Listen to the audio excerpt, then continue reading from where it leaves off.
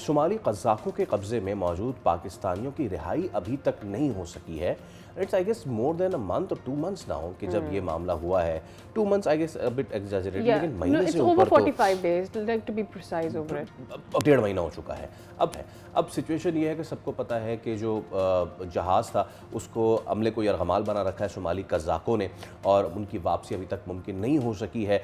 बहुत से आसरे दिलासे दिए गए। रिमेंबर कि जैसे ही ये वाक़या हुआ था उसके फ़ौरन बाद इन तमाम तर जो फैमिलीज़ थी उनको गवर्नर हाउस में मदऊ किया गया था, सब कुछ कहते, लेकिन अभी तक कुछ नहीं हुआ है।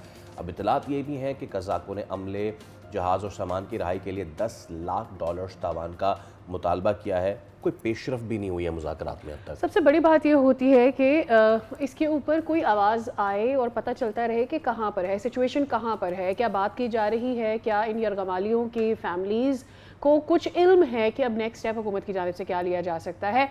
अभी जो इस वक्त सूरत हाल है उसमें ताज़ा जो वीडियो सामने आई है उसमें सूरत हाल इंतहाई तशवीशनाक है, क्योंकि उनके पास पानी नहीं है पीने को, वो गंदा पानी इस्तेमाल कर रहे हैं, अद्वियात नहीं है, अंदर ऐसे कई लोग मौजूद हैं जिनको ब्लड प्रेशर है, जिनको डायबिटीज़ है, और उनकी अद्वियात जो रोज़ाना की बुनियाद पर उनको चाहिए होती है वो उनके लिए नहीं मौजूद है।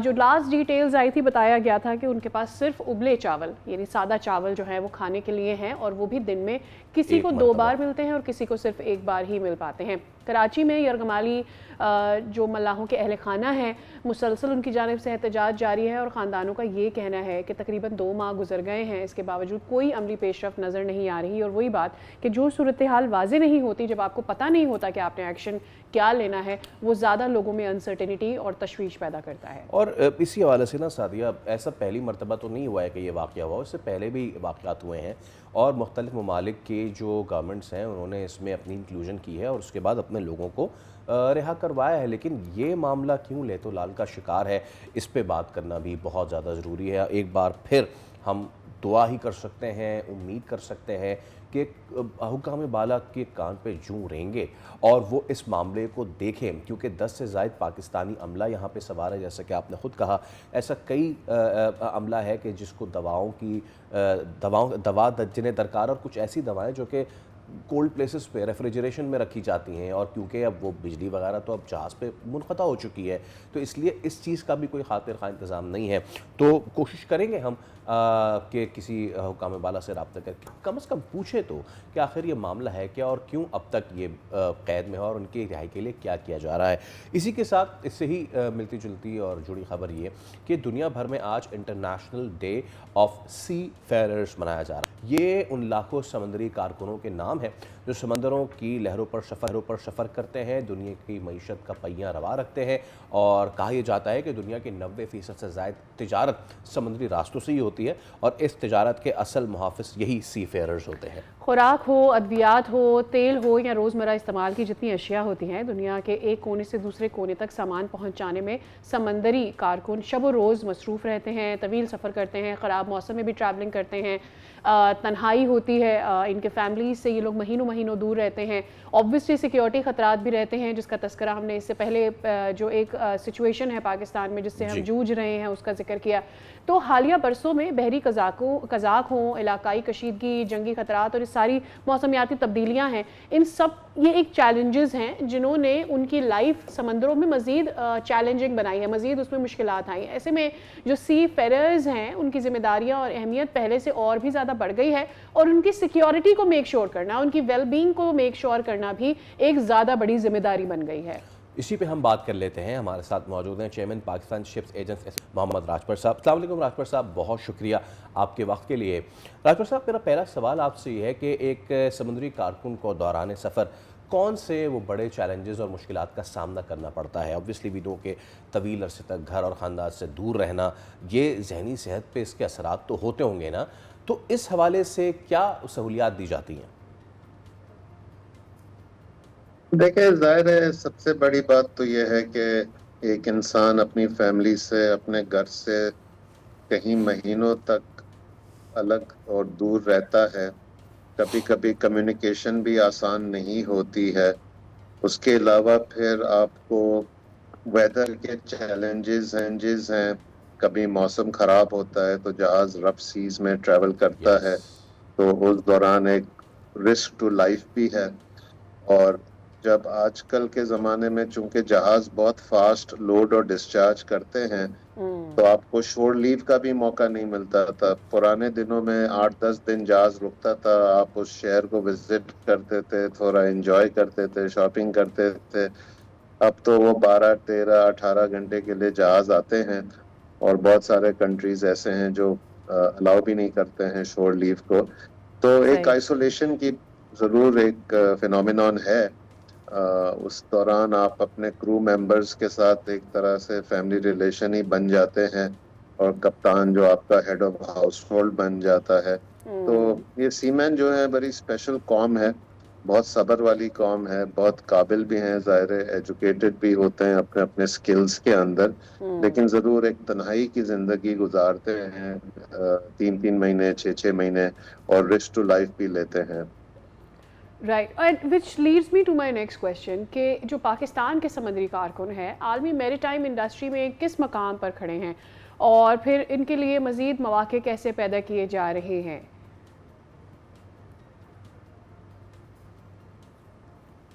देखिए, सबसे पहले तो हमारे जो लोग हैं ना बहुत हार्ड वर्किंग हैं, और हमारे ऑफिसर्स और रेटिंग्स दोनों, यानी कि रेटिंग से मुराद ये है कि बिलो दी ऑफिसर रैंक, जो मीनियल जॉब्स होते हैं, कुक्स होते हैं, सफाई वाले होते हैं, बेसिक ऑयलर्स होते हैं, रेडियो ऑफिसर्स होते हैं, फिर ज़ाहिर है वो सीनियर ऑफिसर्स होते हैं, उनकी बहुत रिस्पेक्ट है मैरीटाइम वर्ल्ड में। और हमारी तादाद भी अच्छी खासी है, इतनी नहीं है जितनी फिलीपींस और इंडिया और बांग्लादेश की है, लेकिन फिर भी एक रिस्पेक्टेबल नंबर है।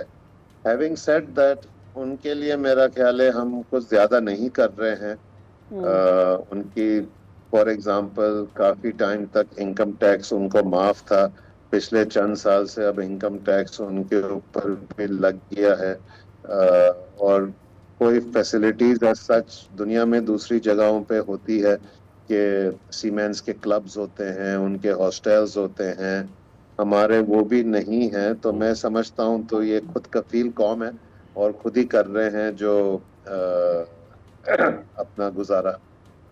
राजपर साहब, हालिया जो तनाजुर है उसमें भी आपसे मैं सवाल अगर करूं, तो स्ट्रेट ऑफ हॉर्मुज़ बंद होने के बाद कराची पोर्ट ट्रस्ट पर लोड काफ़ी आया। शिपिंग के हवाले से अहम जो आलमी कवानीन हैं उनको क्या हम फॉलो कर रहे हैं, और क्या हमारे पास इतनी अहलियत मौजूद है, क्योंकि ये ब्लेसिंग इन डिस्गाइज हुआ था हमारी पोर्ट्स के लिए, इतनी एबिलिटी है कि हम ज़्यादा वर्कलोड जो है उसको हम हमारा पोर्ट्स बर्दाश्त कर सकें और उसे अपने लिए एक अपॉर्चुनिटी बनाएं? जी बिल्कुल, हमारे पास कैपेसिटी है दोनों पोर्ट्स में, बल्कि तीनों पोर्ट्स में। और अल्हम्दुलिल्लाह जो ये जंग की सिचुएशन हुई उसके बाद बहुत अच्छी तरह हमारे तीनों पोर्ट्स ने कोप किया उस एडिशनल वर्कलोड के साथ।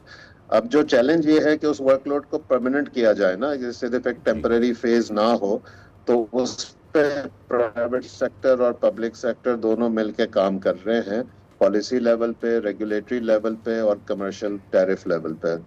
राइट, और ये भी बता दीजिएगा कि जो हालिया आलमी कशीदगी एक पैदा हुई उसके बाद हमें जो एक अपॉर्चुनिटी मिली उसको पाकिस्तान ने किस तरह से कैश किया है, और इस बीच में ख़ुद को प्रमोट करने के लिए मज़ीद क्या इक़दाम किए हमने?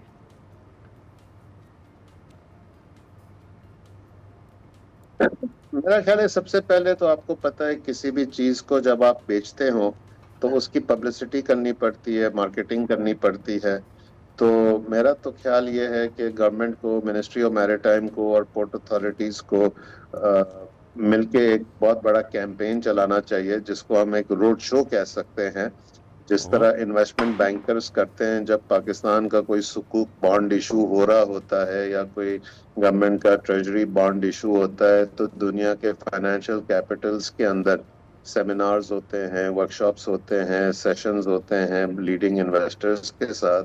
तो इसी तरह जो दुनिया के मैरीटाइम कैपिटल्स हैं, मेरा ख्याल है वहाँ पे हमारे डेलीगेशंस जाने चाहिए प्रेजेंटेशंस के साथ, और कंसर्न स्टेक होल्डर्स को इनवाइट करके उनके साथ इंटरैक्ट करके नुमाया तौर पे उनको आगाह करें कि Pakistan has arrived, Pakistan is now a destination, Pakistan is now a transshipment facility, terminal, port. तो मेरा ख्याल है उससे अच्छे रिजल्ट्स आ सकते हैं। ठीक है राजपूत साहब, अगेन हमने आपकी आमद से कबल उस अंदोनाक वाक़े का जिक्र भी किया कि पाकिस्तानी अमले समेत दीगर जो अमला है वो फंसा हुआ है सोमाली कज़ाकों के नरग़े में।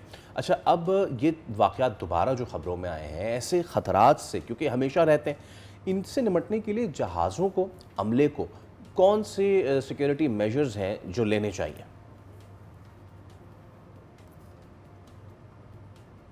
देखिए, सबसे पहले आपको पता है जहाज़ों के ऊपर वेपन्स तो होते नहीं है। ये क्रू मेंबर्स तो आम तौर पे सिविलियन कैटेगरी में आते जी। हैं।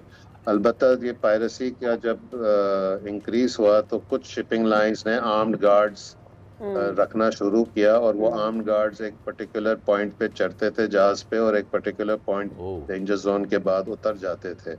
लेकिन जाहिर है vigilance is the most important thing.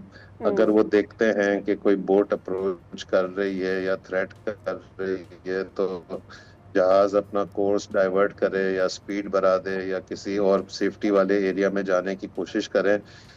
But most of the time ये पायरेट्स बहुत क्या कहेंगे, दे आर मोर स्मार्ट, तो वो किसी ना किसी तरह काबू कर लेते हैं, और फिर वो जहाज वाले बहुत ही पीसफुली सरेंडर कर देते हैं। फिर उसके बाद जो भी नेगोशिएशन होती है, उसके बाद ही जो रिजल्ट निकलता है कि जहाज को छोड़ने का और क्रू को छोड़ने का। But it is a real danger.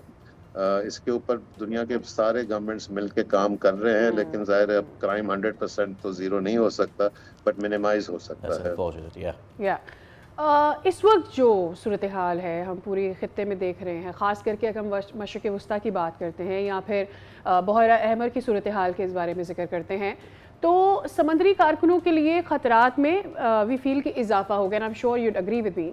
Pakistan अपने समंदरी पानियों के लिए किस तरह से हिफाजती इक़दाम कर सकता है इस सूरत हाल में? पाकिस्तान ऑलरेडी कर रहा है एक्चुअली। जब से पहले भी करता था, लेकिन अब 28 फरवरी के बाद ज्यादा विजिलेंस हो गई है। हमारी जो नेवी है, मैरिटाइम सिक्योरिटी एजेंसी है और कोस्ट गार्ड है, ये तीनों अपना किरदार अदा कर रहे हैं, और पेट्रोलिंग भी बढ़ गई है, सर्वेलेंस भी बढ़ गई है, एरियल सर्वेलेंस भी हो रही है, समंदरी सर्वेलेंस भी हो रही है, और काफ़ी एसेट्स डिप्लॉय हुए हैं। और मैं समझता हूं कि बहुत सारे थ्रेट्स डिटर भी हुए हैं, थ्रेट्स डिटेक्ट भी हुए हैं, और जहां ज़रूरत पड़ी है तो सर्च एंड रेस्क्यू के ऑपरेशंस भी हुए हैं। ठीक है, बहुत शुक्रिया राजपूत साहब on the show. We really hope कि पाकिस्तान इस तरह की कोशिशों को जारी रखे।